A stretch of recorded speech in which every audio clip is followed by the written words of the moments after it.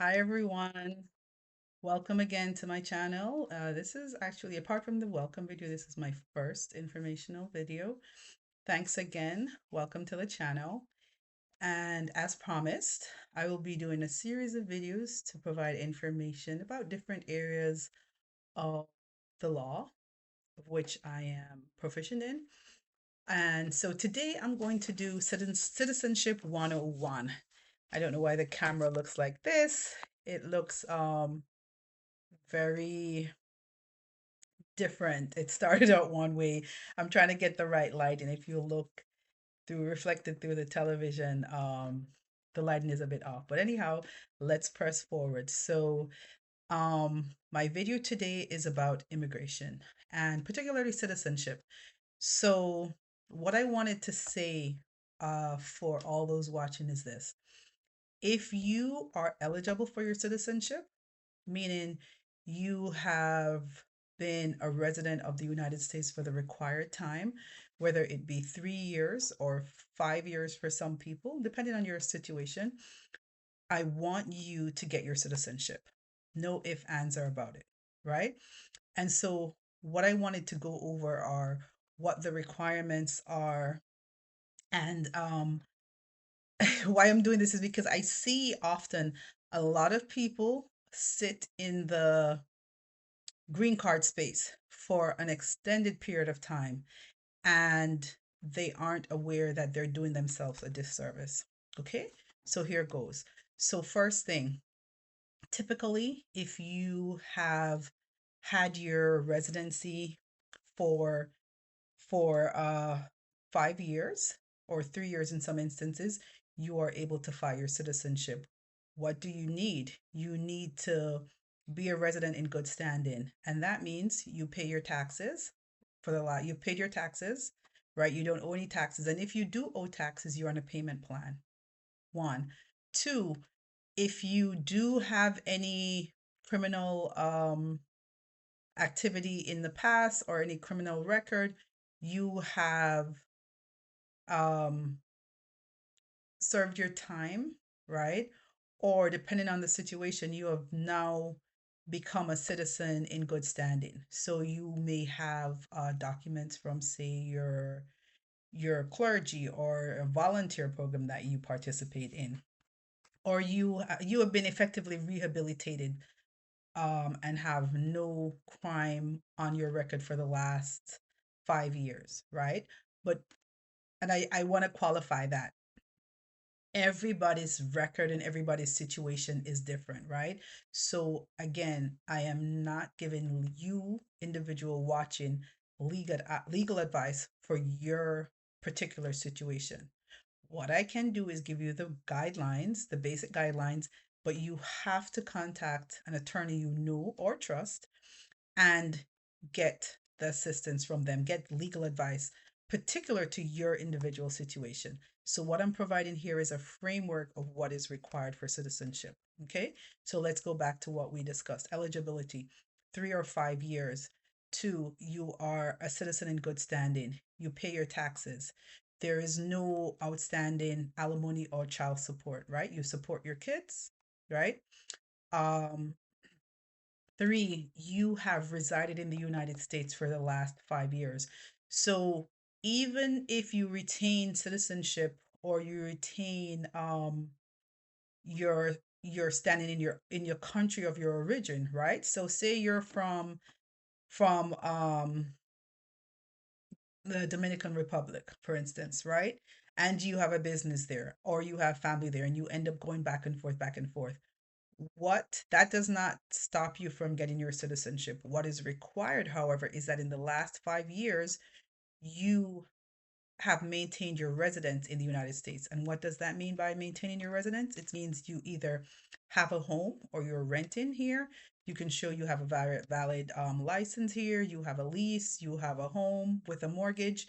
Um, you file your taxes and so forth. However, there are some people that I've come across where you go out and you stay for extended periods of time.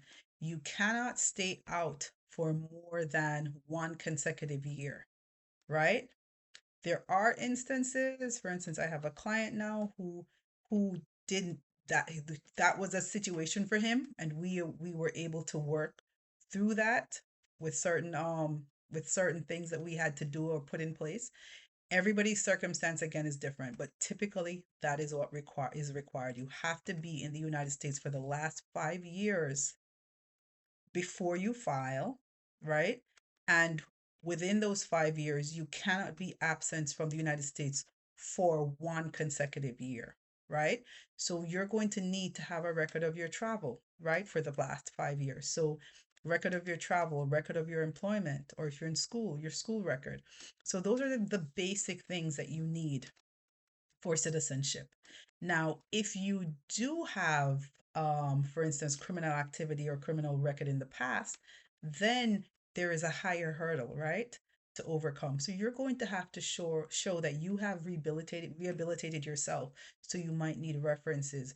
You might need to show that you are an upstanding person in the community, show the type of community service things you do. So there's a different things you can do to rehab your image.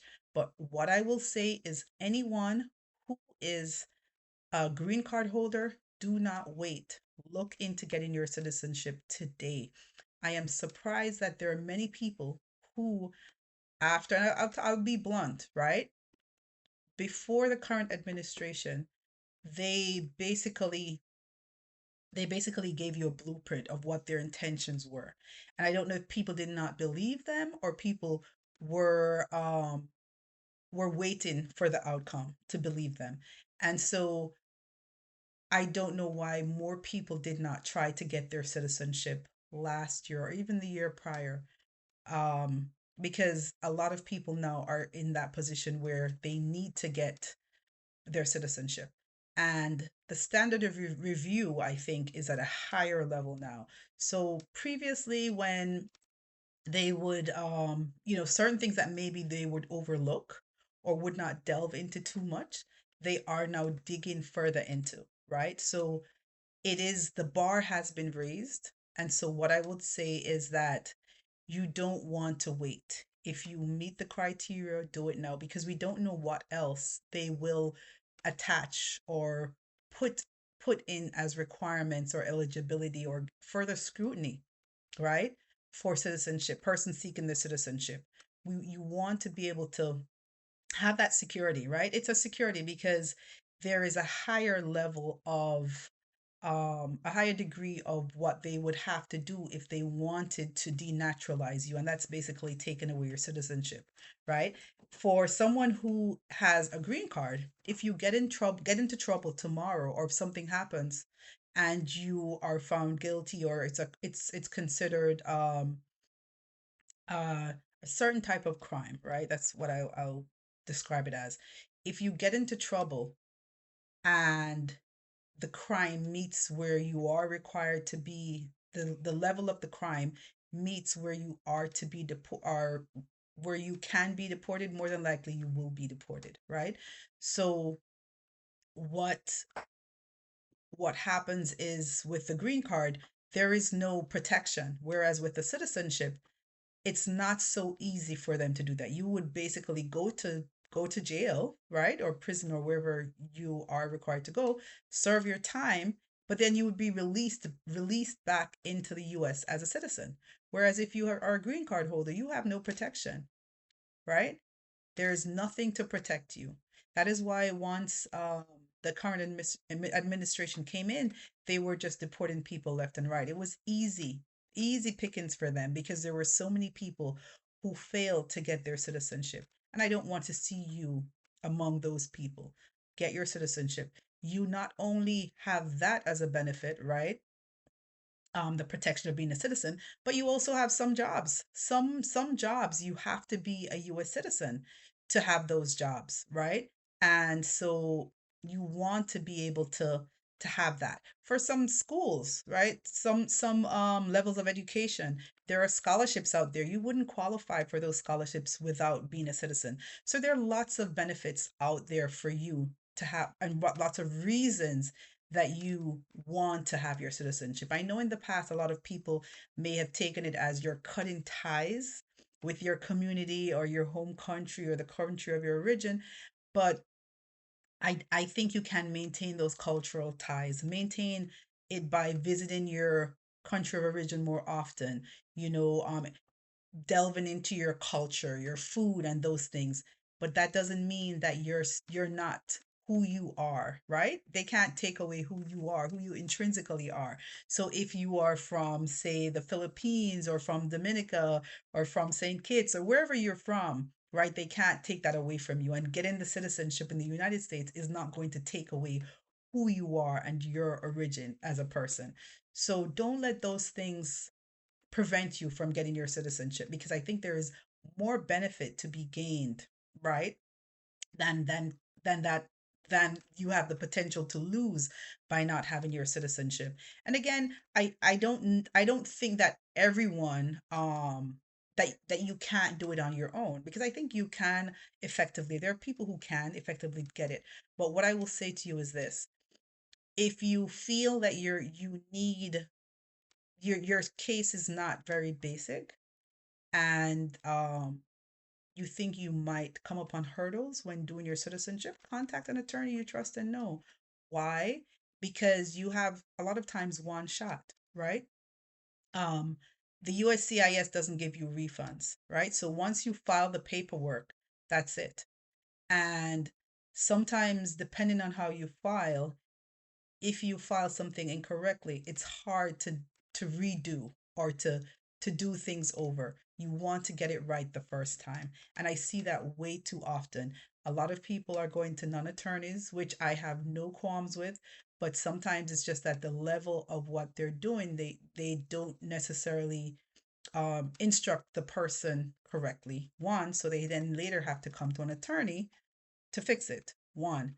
Two, there is this sense that attorneys are so expensive. Not every attorney is that expensive. And so do your research, because there are attorneys that are actually less than what a lot of non-attorneys are charging. Two. Three, a lot of misinformation is out there. You'll hear someone say, excuse the patois, but they'll say, me hear say, or somebody tell me. No, we don't deal with hearsay when it comes to the law, right? We want to deal with the facts and what the actual law is and requirements are, because me hearsay is not going to help you, right? When you go before a judge, or when you have to you end up getting deported, or whatever other situation comes around.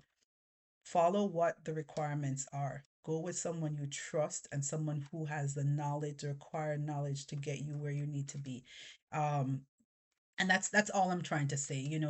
It's not about my job here is to give you information that's going to serve you, right? And I want people to feel empowered to do what they need to do in their best interest.